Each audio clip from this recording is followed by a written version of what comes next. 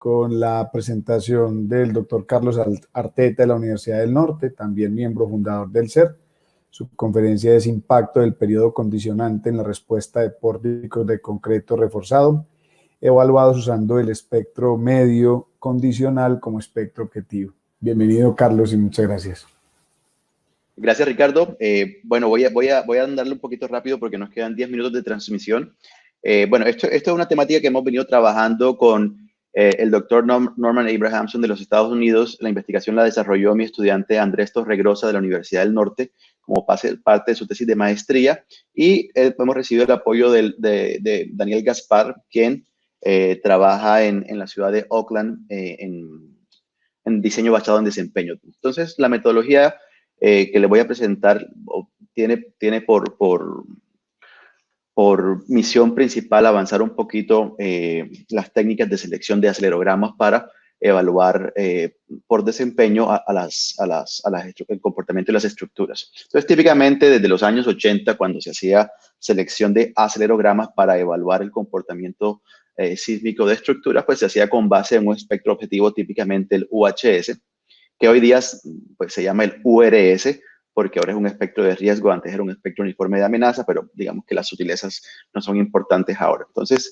hoy día, por ejemplo, el ASC 716 nos dice que si usted va a seleccionar sismos o acelerogramas para hacer análisis o evaluación sismo resistente de estructuras en el rango inelástico, pues sus coordenadas espectrales deben coincidir con el espectro objetivo entre 0.2 T1 y 2 veces T1, que es el espectro, siendo T1 el espectro fundamental de la estructura.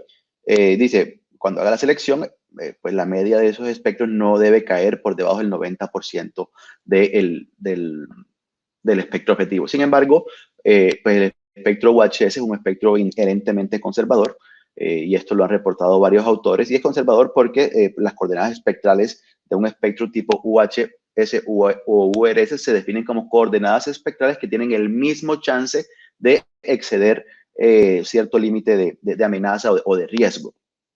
Si uno decide comparar el espectro de un UHS, como la línea sólida con el espectro de un sismo individual, pues se da cuenta que las coordenadas espectrales no son tan altas. Entonces, se ha dicho típicamente que el UHS es conservador porque es muy difícil que un sismo individual o que un acelerograma individual tenga coordenadas espectrales con tanta energía en tantas frecuencias a la vez. Miren, entonces, a partir de esto, Baker impulsa el CMS, que es el espectro medio condicional. ¿Qué es el espectro medio condicional o el CMS? Pues el CMS es un espectro que tiene la forma espectral representativa de sismos individuales que hayan tenido cierto valor de aceleración en cierto periodo. Por ejemplo, aquí les muestro el UHS y les muestro dos acelerogramas que tuvieron el valor de aceleración espectral igual al del UHS en cierto periodo, el rojo más o menos en 0.1, el gris tuvo la misma aceleración espectral aproximadamente en un segundo, y si uno decide estimar el CMS, miren que el CMS tiene unas coordenadas espectrales a lo largo de todo el recorrido de frecuencias que se parecen más a las coordenadas individuales de un sismo grabado por un acelerógrafo.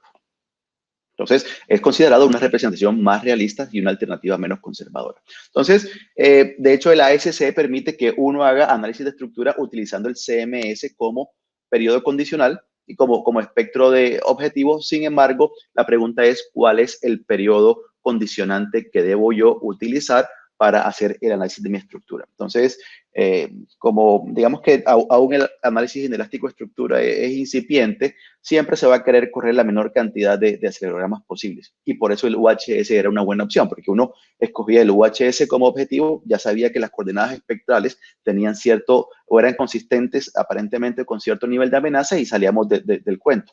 Ahora, si queremos usar algo menos conservador, tenemos que hacer tomar varias decisiones. Una de ellas es cuál es el periodo condicionante para hacer la selección. Entonces, parece que naturalmente nos ha enseñado que el periodo fundamental de la estructura es el periodo que comanda la respuesta, típicamente la respuesta de desplazamiento principalmente. Varios autores, de hecho, han promovido que el CMS se debe seleccionar con base en el periodo elástico, dependiendo del tipo de uso que se le vaya a dar. Algunas personas dicen que si el CMS se va a utilizar para evaluar el potencial de colapso de la estructura, pues tiene que usarse un periodo elongado. Entonces, pero la respuesta real está en que si uno va a usar al CMS como espectro objetivo, en verdad debe seleccionar tantos CMS como sea posible en los diferentes periodos para que su evaluación sea completa y sea consistente con el nivel de amenaza que el UHS profesa, digámoslo así. Entonces, nosotros hicimos ese experimento, escogimos 3 niveles de amenaza sísmica desde 475 hasta 2475 años, y para cada nivel de amenaza anclamos en diferentes periodos 15 CMS. Entonces, al final terminamos, miren cómo luce la selección de acelerogramas para diferentes CMS. Miren cómo va cambiando la forma espectral en la medida, y básicamente los acelerogramas en la medida en que se va cambiando el periodo condicionante. Entonces terminamos con un juego de acelerogramas de este tipo para los diferentes niveles de amenaza. Entonces, en el cuadro superior izquierdo, pues tenemos cómo se haría la selección con base en el URS o UHS como objetivo, y el resto serían selecciones con base en CMS como objetivo.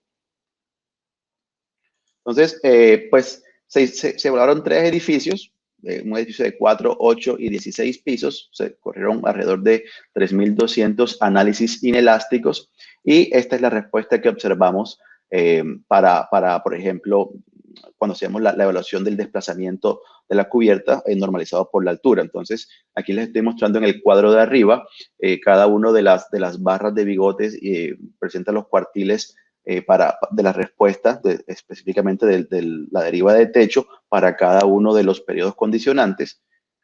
Vemos que en la medida que aumenta el periodo de retorno, se vuelve más picudo la respuesta, es decir, se concentra más hacia un periodo.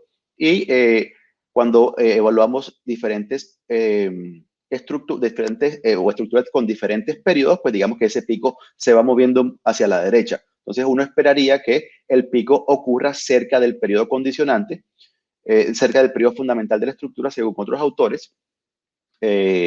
Cuando hacemos análisis de cortante, pues el periodo condicionante es menos importante. Hay un rango de periodos donde la estructura alcanza su capacidad acortante.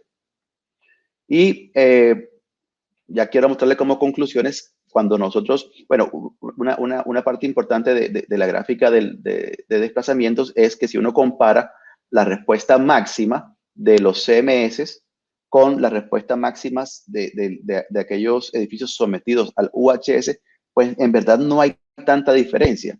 Entonces, parecería que no hay tal conservacionismo en utilizar al UHS, no es que estemos liberando la estructura de mucha demanda desde el punto de vista de desplazamiento si usamos CMS. Y aquí hay un resumen de lo que encontramos. Básicamente, en la mayoría de los casos, el CMS, incluso cuando vemos estos puntos rojos, es porque el CMS máximo generó mayor demanda que el URS, al menos al nivel mediano.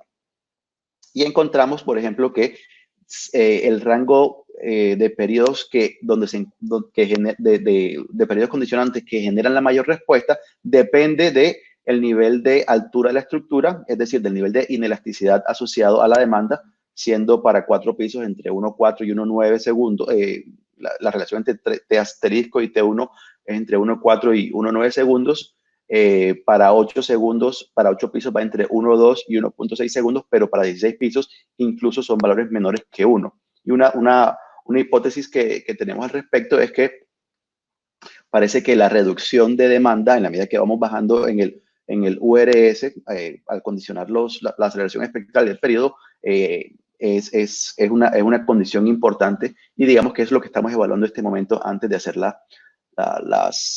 las conclusiones finales del trabajo. Entonces, definitivamente el periodo condicionante es importante, importa más para respuestas asociadas con desplazamientos, menos para fuerzas. La respuesta el rango de periodos que genera el máximo desplazamiento es independiente del nivel de amenaza, lo cual es importante, pero es muy sensible a la flexibilidad de la estructura. Y con esto, pues termino yo. Muchas gracias. Disculpen correr, se nos atrasó un poco el programa, pero YouTube nos saca dentro de 3 minutos de esta presentación. Muchísimas gracias a todos por participar, y le cedo la palabra al doctor Bonet. Carlos, excelente. Muchas gracias por haber logrado hacerla en tan poco tiempo. A todos muchas gracias por estar hoy con nosotros.